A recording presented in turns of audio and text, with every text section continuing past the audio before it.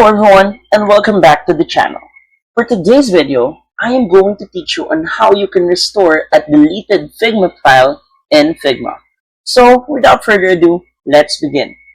First, go to figma.com and log in to your Figma account.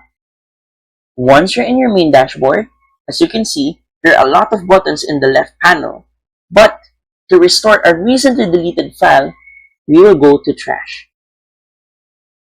From here, you're going to see all the deleted files, or at least the recently deleted files, here. Now, to restore them, simply right-click, and as you can see, you can either duplicate the drafts, you can permanently delete the file, or you can restore.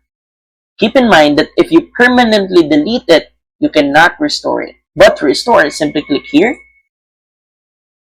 Now, go back to drafts. And as you can see, it is now here again and restored, and it is ready for use. And that's it. So, if you find this video helpful, please don't forget to click like, share, and subscribe to the channel for more helpful video tutorials. See you in the next video. Bye!